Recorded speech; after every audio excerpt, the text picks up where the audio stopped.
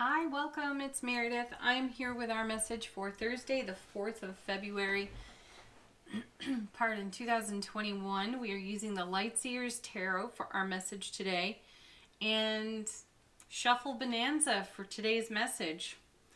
Yeah, cards were falling out in 2s, 4s, 3s, so I took them all.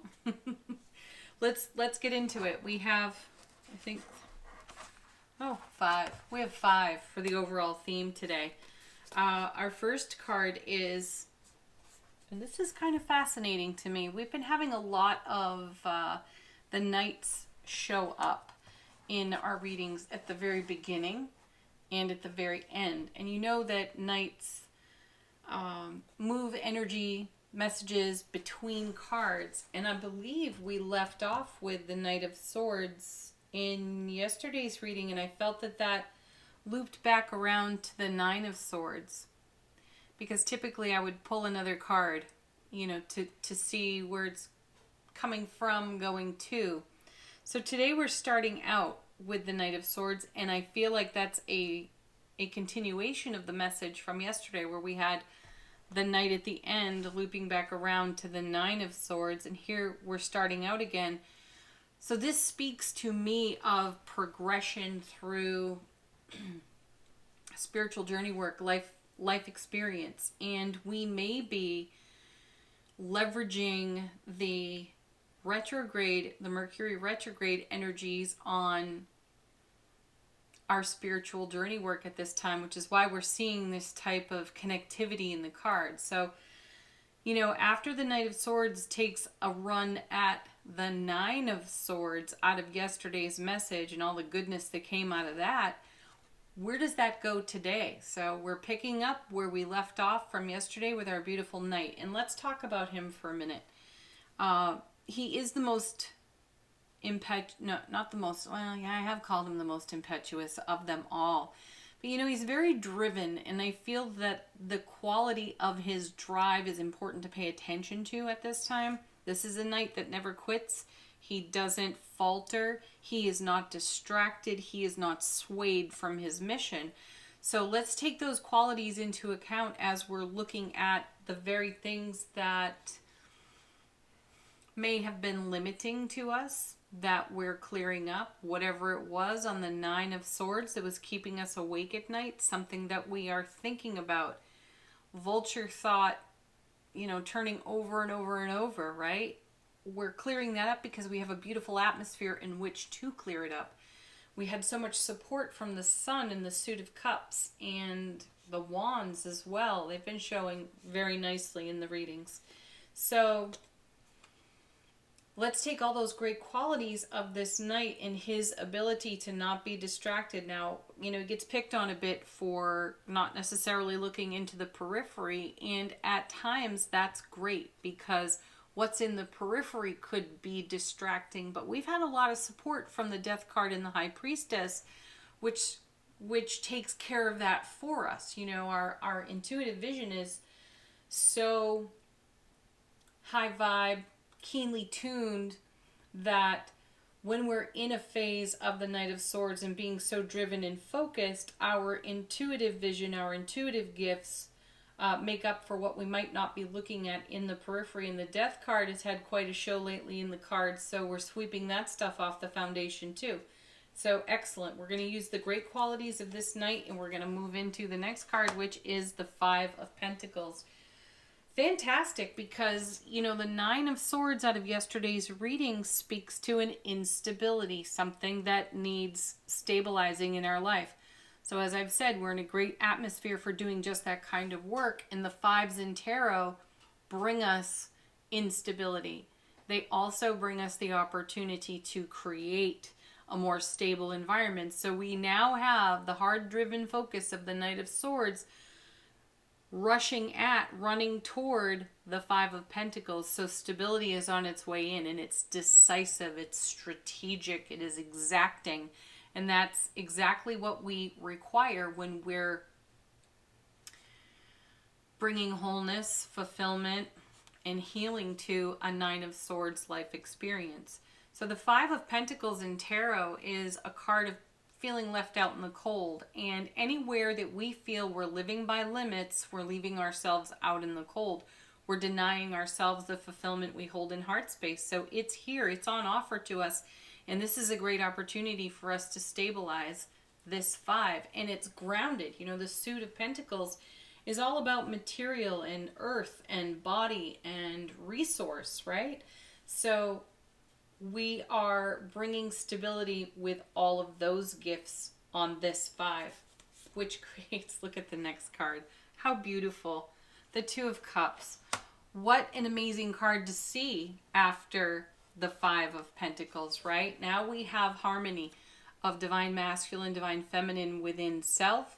We have divine union, self-sovereignty, and in self-relationship, and that allows us to bring even more fulfillment, more fullness to all of our other connections. And the 2 of Cups may be an expansion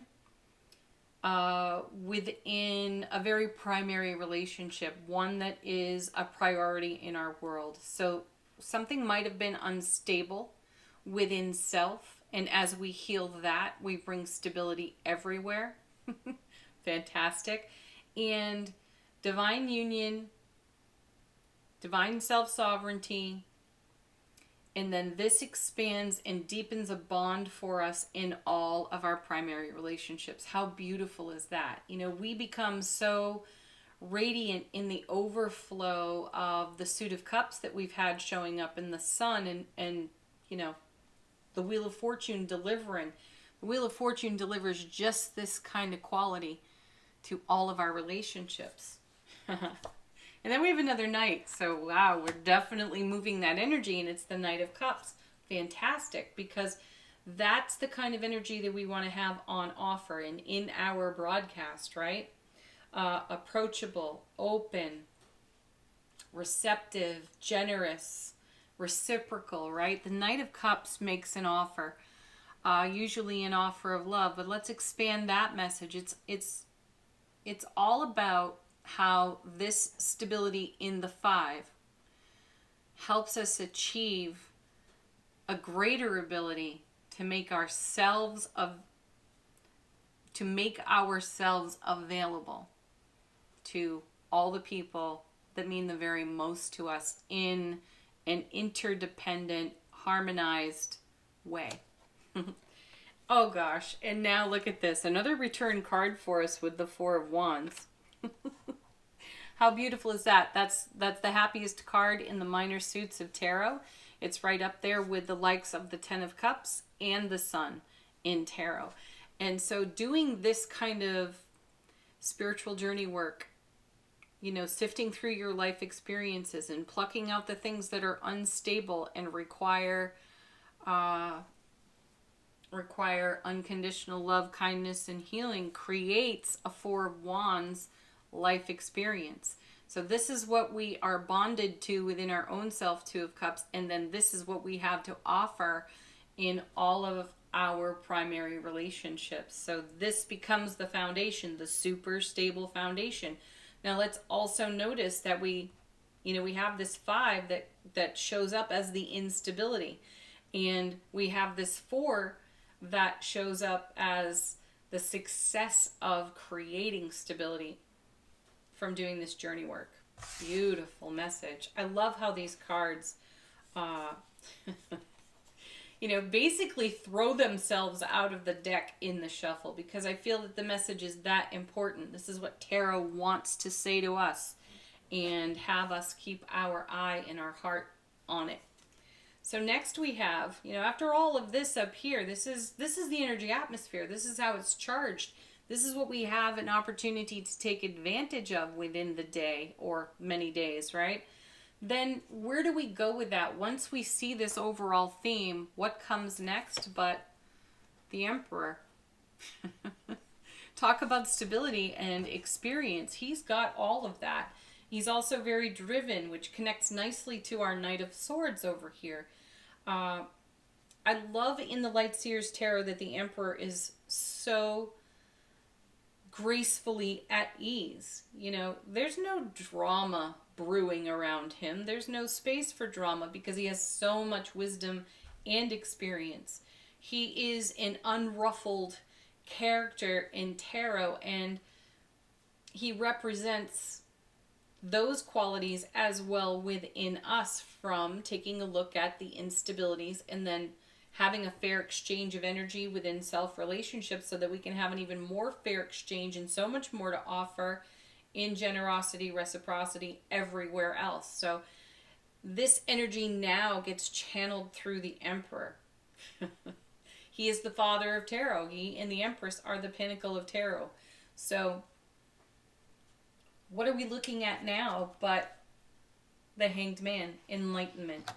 And I love, again, his graceful, at ease, peaceful posture and the glow of enlightenment, the pause in the action. So here we have the Knight of Swords who rushes in, very driven, very motivated.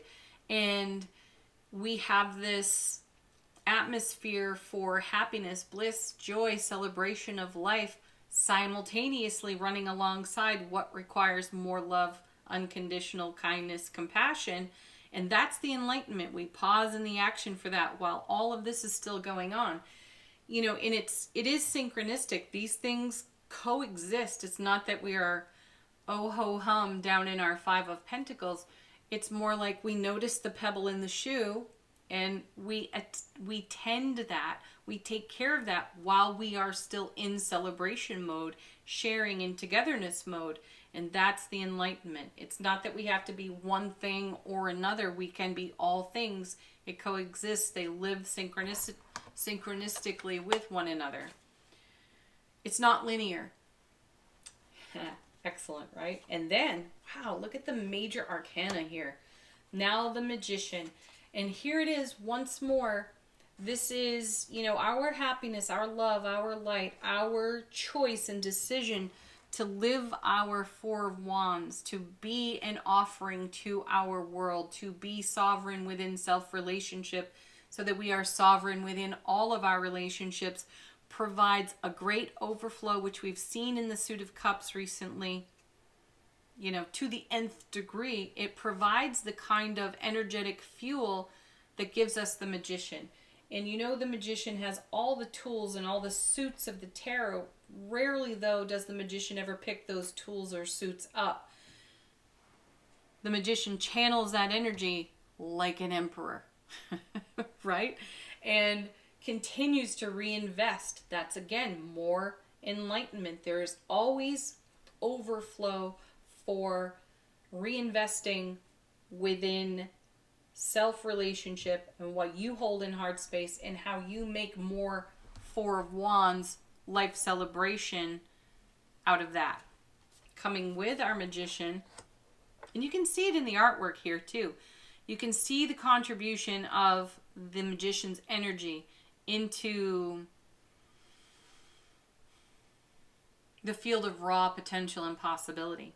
And what does that create? It creates more movement, because now we have the Six of Swords. And I see the Six of Swords as a harmonized and balanced upgrade of energy, because traditionally speaking in tarot, the Six of Swords is moving from an unfavorable condition to a much more favorable condition. So I see this as upgrade. And it's, again, not like you have to come out of some shadow of the Five of Pentacles and move before you can be happy. You can be happy now and do all of this. Synchronistic, coexisting, right?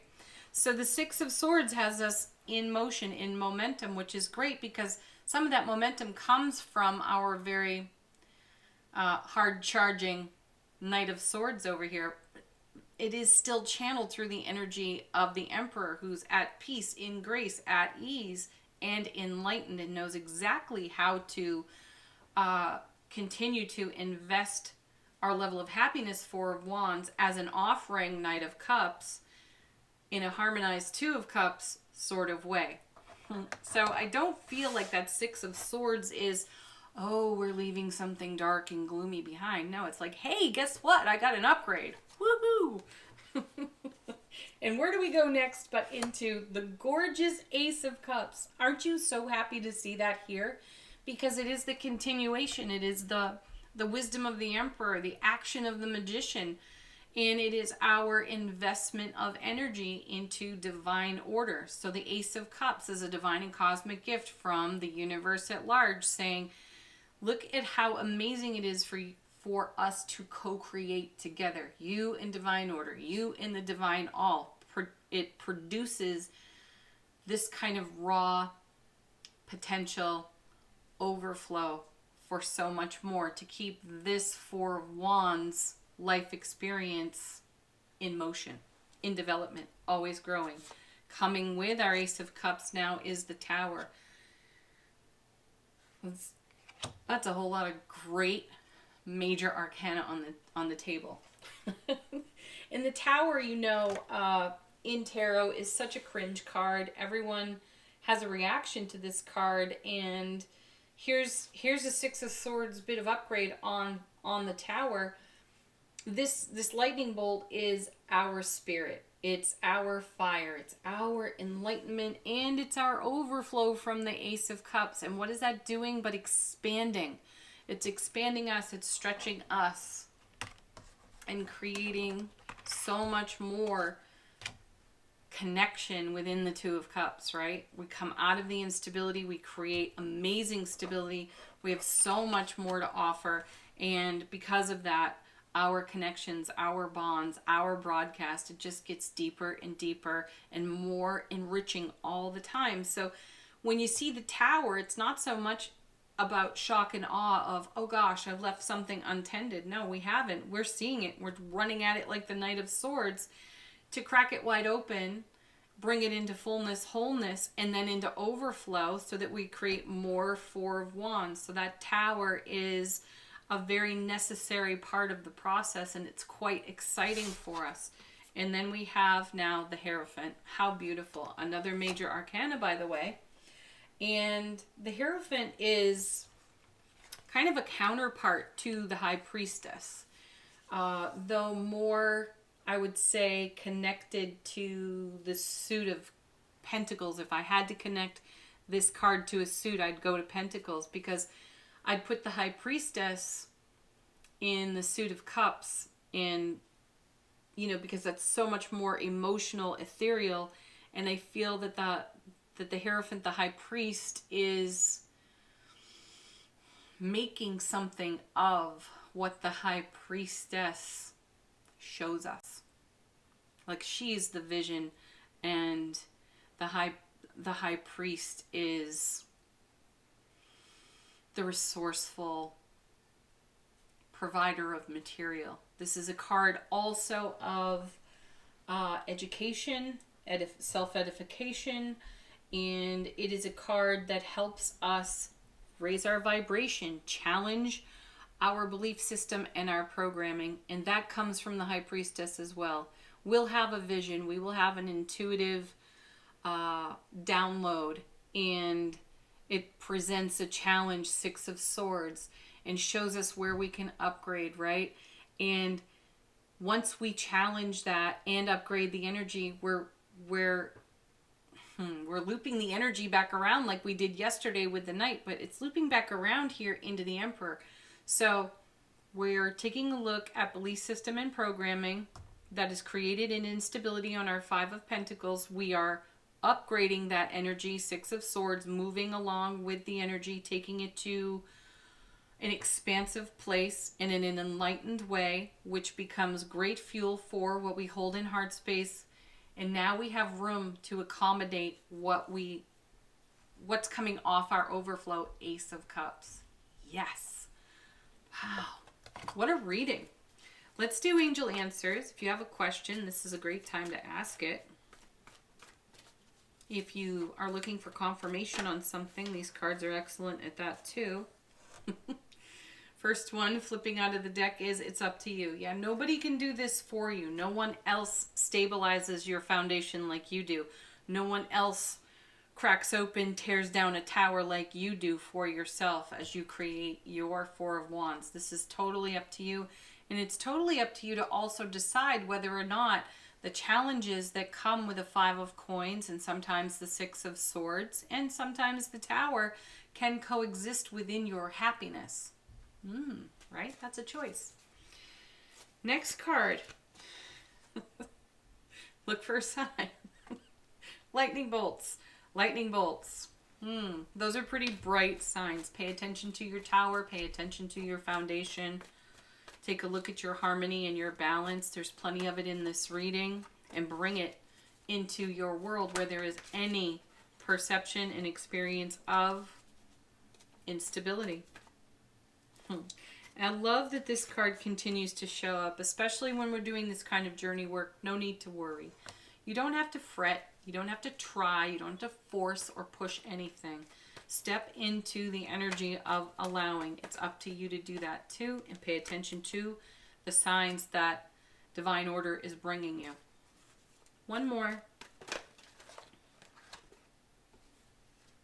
The situation will improve. I think that's great confirmation to our Six of Swords, to the Nine of Swords from yesterday. And, you know, as we challenge ourselves, what we believe, how we notice programming in our world, we're continuing to upgrade and improve. I love that. All right, let's now do an affirmation from the Spirit Junkie deck. Oh, fantastic. My happiness is a direct reflection of how quickly I can shift my perceptions from fear to love. That's exactly what's happening on that 5. That's exactly what's happening on the 6, the Tower, and the 9 from yesterday. And look at the major arcana support we have for it, the universal overflowing support we have for it. There is no need to worry. Just go with the flow, folks. Thank you, as always, for watching. Peace, love, joy, happiness to each and every one of you. Namaste. Bye for now.